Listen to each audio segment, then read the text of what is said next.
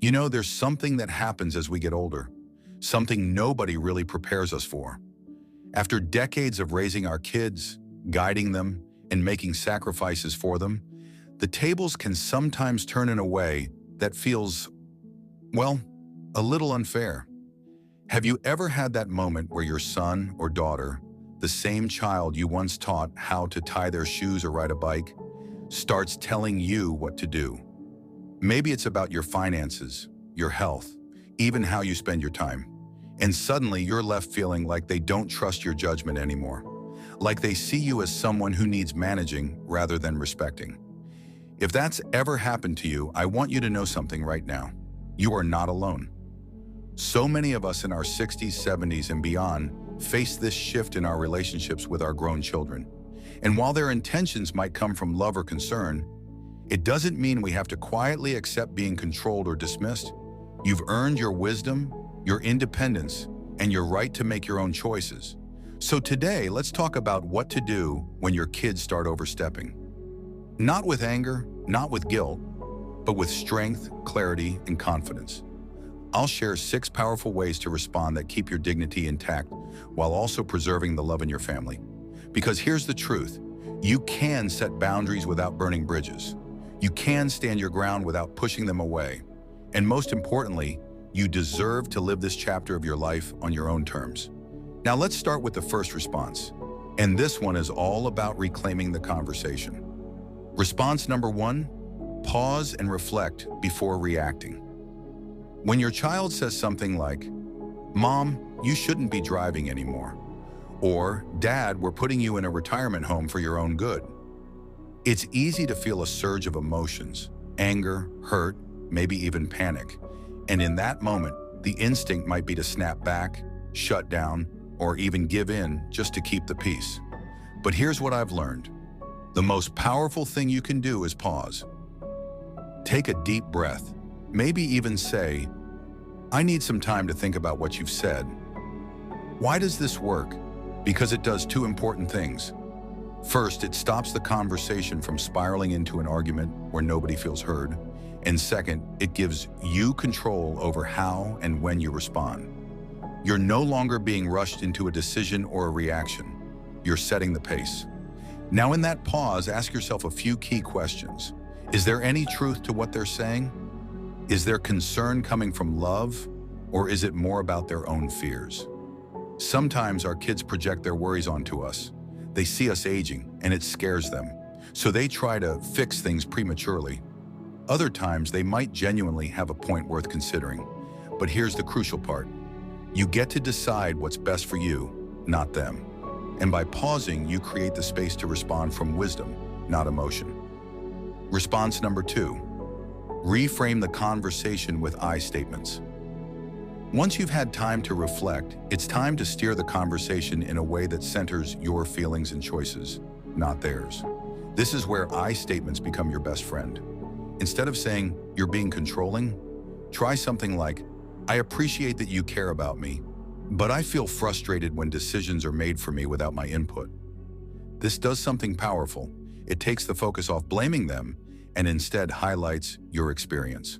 It's harder for someone to argue with how you feel because your feelings are yours.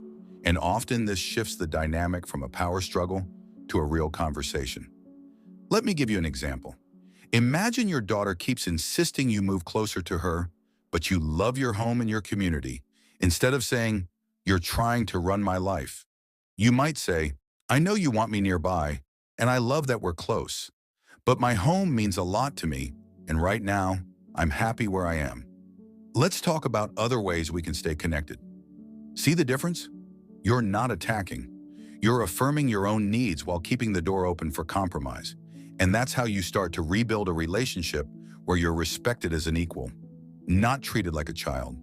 Now, these first 2 responses are about changing the dynamic of the conversation.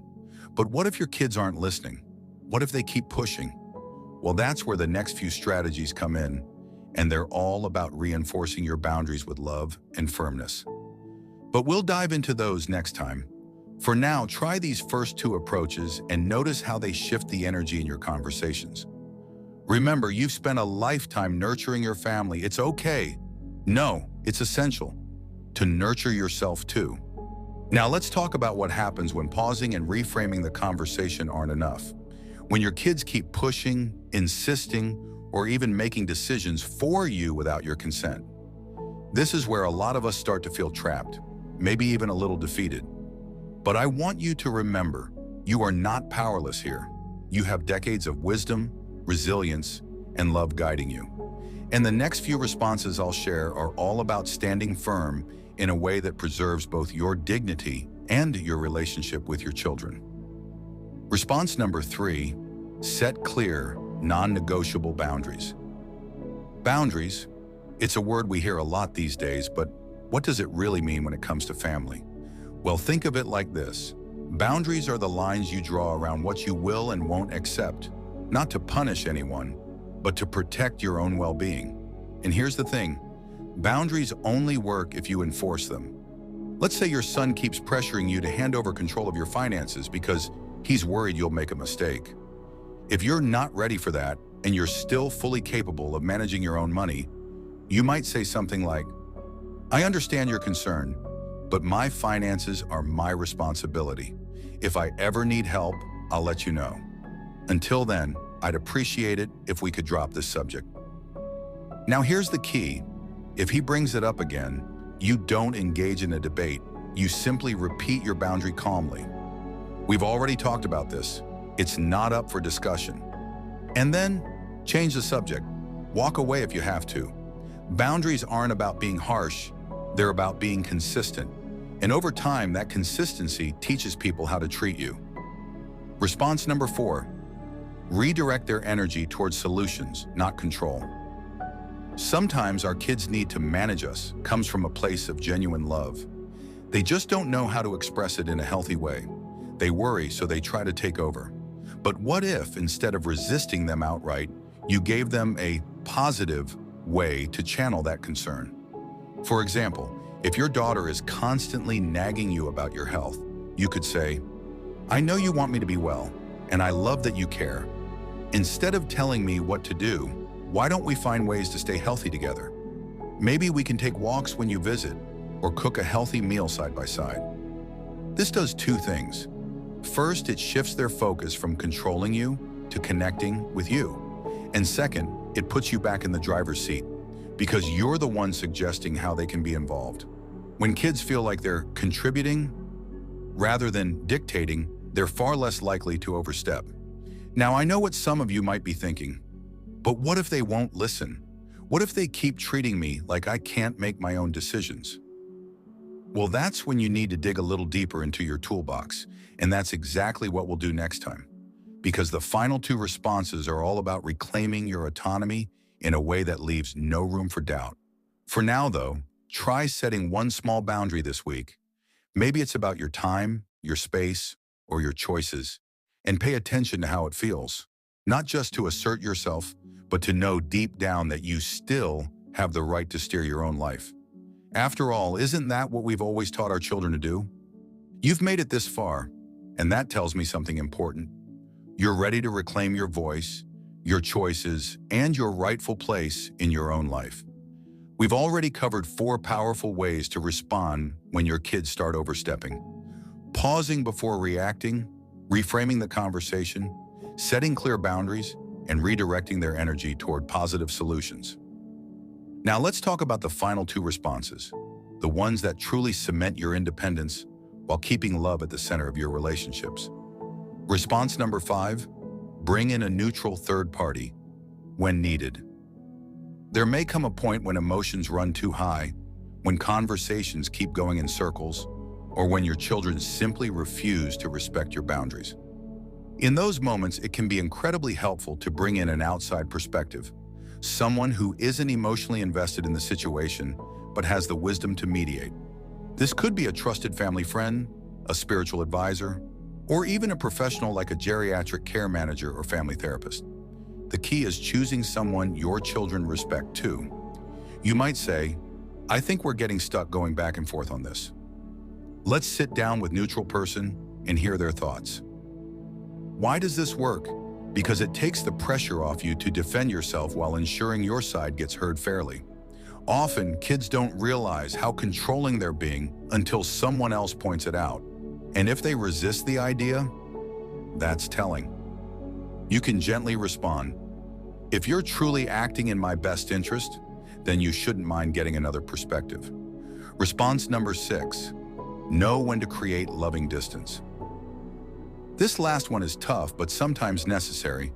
If your children continue to disregard your wishes, manipulate your decisions, or treat you like a child despite all your efforts, you may need to create some space, not out of anger, but out of self-respect. This doesn't mean cutting them off entirely, unless the situation is truly toxic. It might mean seeing them less often, keeping conversations lighter, or being firm about topics that are off limits. You could say, "I love you, but if you can't respect my choices, I'll need to limit our time together for a while." It's heartbreaking when it comes to this, but remember, love shouldn't mean surrendering your autonomy. Sometimes creating distance is the only way to show your kids that you're serious, and often, it's what finally makes them reconsider their behavior. Closing thoughts, your life, your legacy. As we wrap up, I want to leave you with this. You've spent decades guiding, nurturing, and making sacrifices for your family. Now, in this chapter of your life, you have every right to live on your own terms. Not as someone who's being managed, but as the strong, capable person you've always been. The 6 responses we've covered aren't about pushing your kids away. They're about rebuilding relationships on a foundation of mutual respect. Because here's the beautiful truth. When you stand firm in your worth, you're not just teaching your children how to treat you, you're modeling for them how to age with dignity too. So start small. Try one of these strategies this week, and remember, change takes time, for you and for them. Be patient with yourself, and don't be afraid to revisit these tools whenever you need them. Now, I'd love to hear from you in the comments. Have you faced this situation with your kids? What's worked or not worked for you? Your wisdom might help someone else feeling the same way. And if this video resonated with you, hit that like button and subscribe for more conversations like this. Here's to living this next chapter with the same strength and love you've always shown, but this time on your terms. Thanks for watching, and remember, you've earned this.